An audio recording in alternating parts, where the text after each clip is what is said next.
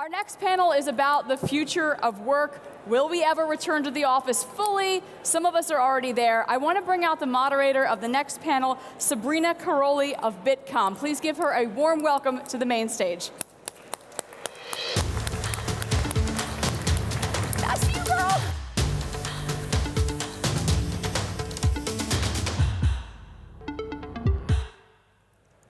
Okay, so good afternoon to everyone, and a warm welcome to our next panel, which will take a closer look at the future work environment.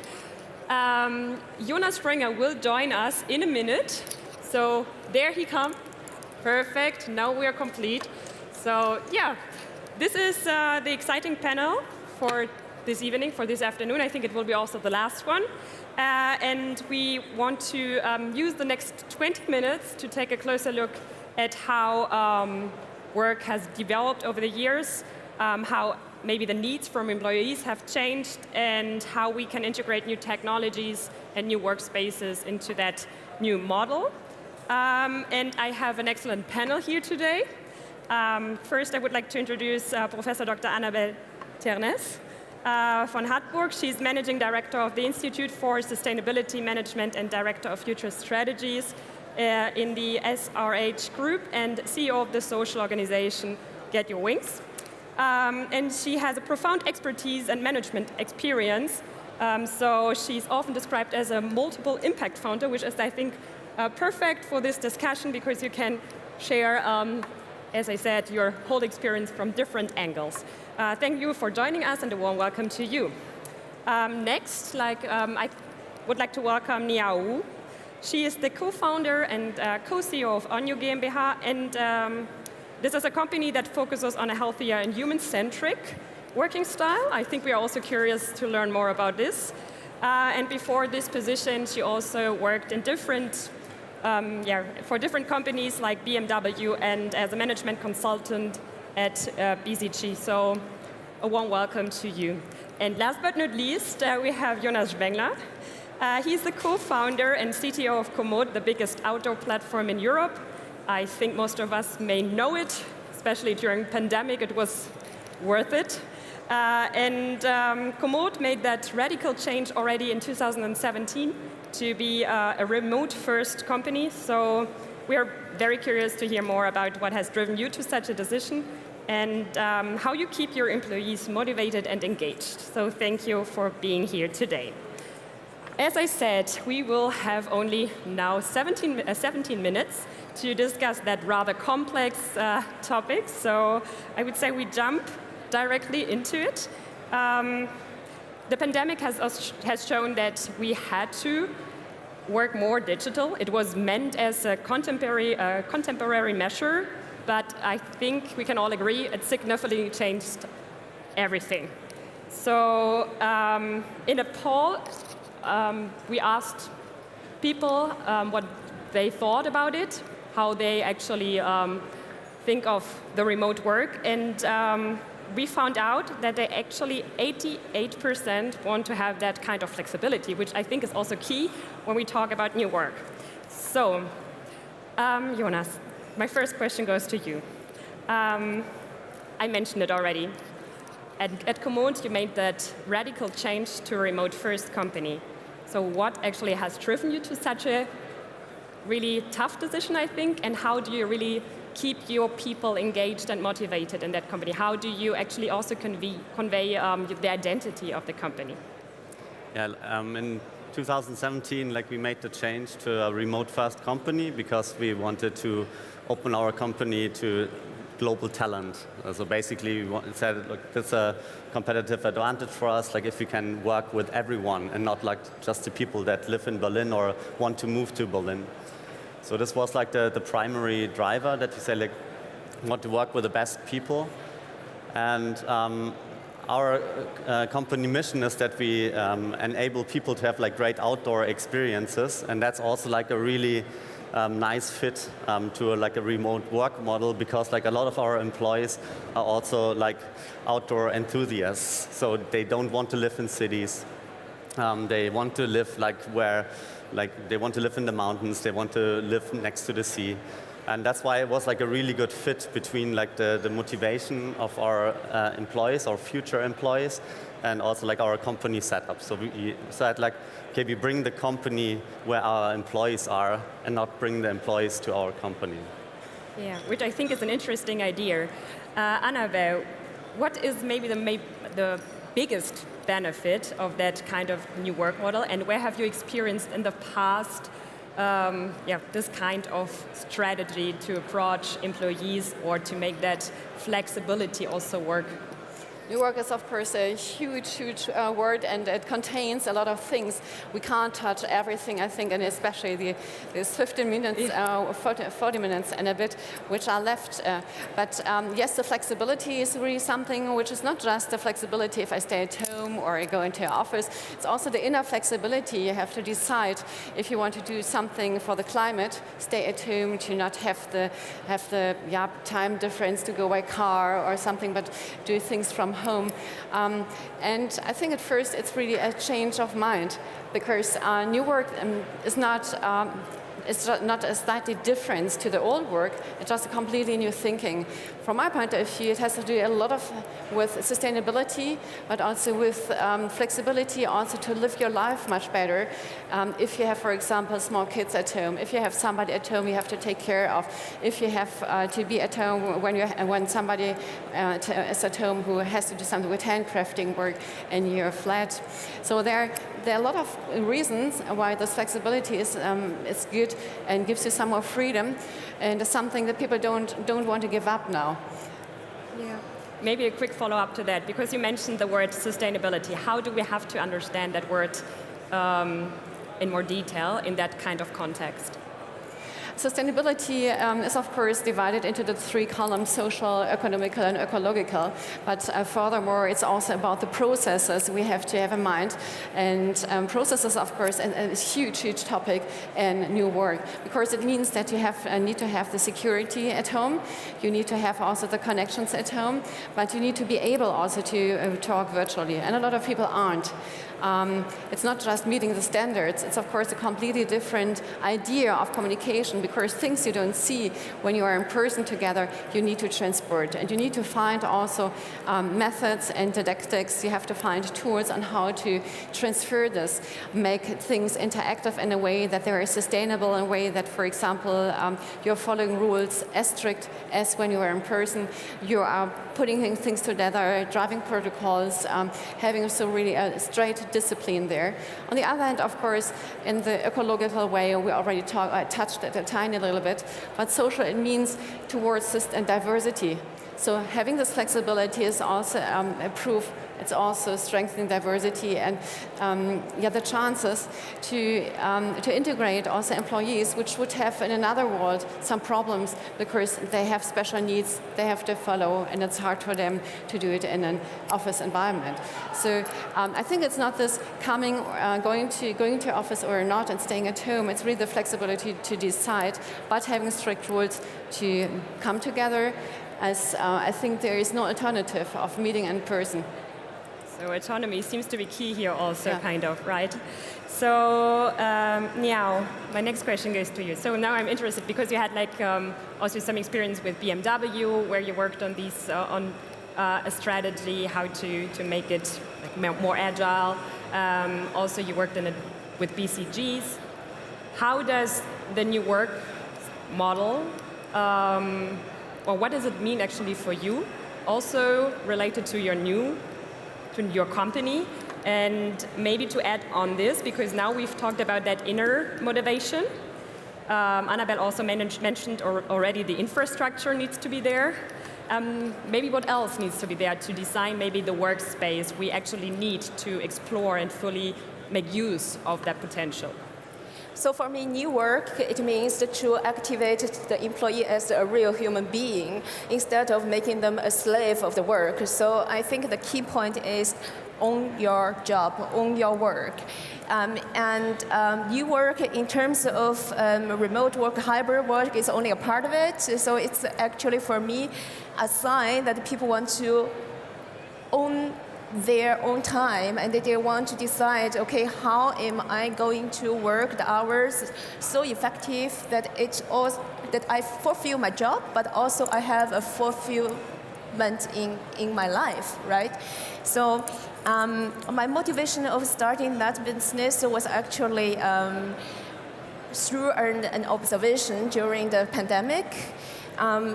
Like working from home in the past was kind of luxury, which can be benefited or which can be gained when you work for a big company. But during the pandemic, many people have experienced that, and they don't want to give it away anymore. As you mentioned, like 88% of the employees don't want to give it up. And so I think this is the trend that would continue and can be intensified. At the same time, when we think about the working condition and compare our working condition between office and home office or working from home, whatever you call it, there's a huge gap. So in the office, you can imagine how much money is pumped into that so that everyone can work under healthy condition. Experts were examined and a lot of money were invested. But when it comes to working from home, though we spend now about probably 50%, even more time there, where are we sitting, right? So I can ask in the crowd, who think you have an ergonomic chair at home? Please raise your hand. A couple, but I would say it's not the majority, right? And if you think sitting 8 hours or more on a kitchen chair, and there's no wonder that more than 1/3 of the employees working from home are already suffering from the back pain. So talking about come back to sustainability, it's not sustainable. That's why I started a business to enable company to equip their employees at home so that they can work long-term on a healthy condition and they can be productive, which means they could also finish their work faster. Yeah. So you see also a clear link with productivity there. Yes. Okay, that's interesting. I think also worth thinking a bit more about it, because also in a Bitcoin survey we figured that out, that actually getting the furnishment, the equipment, like the chair, is still, I think, in the beginning for most of the companies. Yes, so it's a part of it. I think I'm very glad that you mentioned that. Now I'm just wondering, do you think there are more or different risks coming up also that we are not aware of because we have that new hybrid workspace? Or will we just face them in different environments, like the same risk in different environments? Or do you think we have to think even further? To think it further, I think the individualization of work would continue. So working from home is a part, working from anywhere is also a philosophy. I think in the end, the place where you are working from is probably a sign or it's an expression of this desired need. I think more is like really every employee become the owner of the job. It's not like, okay, I have to do this work, but I want to do the work. So in the end, everyone should have the fulfillment. And I think sometimes I also learn from my consulting experience, there the job assignment, like project assignment, works in a way like a two-sided marketplace. So there is a pool of projects, and there are a pool of consultants, and according to the interest, expertise, there will be a match. So the selection is both-sided. And I think this probably would be the next trend, that an employee will not be nailed in a fixed position and doing the same job over and over to increase their efficiency, but it's not the effectiveness because people will not be happy and they will not grow, right? Yeah. So I think in the future, every employee would become more like an entrepreneur in the company. Yeah, I think that's a nice phrase, right? Like the nice word intrapreneur, like for internal in the company. I think that was pretty nice. Jonas, I have one question for you. We already talked about the radical structural change you made within your company. Now I'm interested in how maybe also the role of the managers have to change, where you are maybe a good example, and maybe if you can also share some, maybe some of your experience, what a digital leader actually is made of? What are the skills he needs to have? I think when you think about like our business, it's like that we say like, okay, we are really focused on recruiting the best people, and this is like really important to us, that we say like in principle, like people want to do their job. We don't need to control them. They thrive on their own. They're like really self-organized, and the only thing what we need to do, and what is like the primary task for like the manager, is like to give like a goal, a direction, and a framework for that. So that's like always the combination of like, okay, what is like your what are your employees and what is the manager, and that's why like these are a combination, like what we try to do. So we work a lot with like goal setting frameworks like OKRs that like align everyone like on the same goal, and have like for the managers and also like for the leaders to say like, okay, their job is like to set this goal really clear, motivate the people towards that goal, and also like then like mediate like the group that is like working towards that goal. So I think for us, like the most important things for a manager is like that they can communicate like really well in a digital form, like written format is super important for us. Also that they are able to transport like within a virtual meeting like a lot of energy. That is like really important to us, and then also like to have like a lot of empathy, that they can tell like the little cues that you see like in a remote environment, in an online meeting, that you can also feel like how people in the meeting are feeling, even if they are not in the same room. So these are like really important things. Which I think is still quite challenging from time to time. Yeah, it is. Yeah. Anabel, how would you actually describe a good digital leader in the concept or in the context of new work? And I assume, because you also mentioned that you're highly interested or working on diversity and sustainability in that context, do you face sometimes like new challenges that come up because it's digital or because we use the hybrid format? Is there anything? So first of all, digital leader is, from my point of view, the modern leader, the new leader, which contains a completely new role or understanding of leadership. It's completely different to the old traditional roles where you're reached after some years a career path, a state where you can stay and you don't need to continue learning and so on. I think it's, first of all, it's a long life learning, it's embedded, and a digital leader should be a kind of role model for his employees. In addition, a kind trying to build processes and changing teams, being as much as possible agile, involving consumers as a kind of prosumers or prosumers, and supporting holacracy structures where he has to be very sensitive and figuring out whom of the employees want and is able to take over responsibility, because not everybody is made for being an entrepreneur, not everybody wants to be that. We have to see also that the structures are like that, that not in each and every section this is possible. So we have to differentiate, and this is the job of a digital leader. And the job of a digital leader is just more than that, because it starts with himself. So with his attitude, with his values, you can't really live something you don't stand for.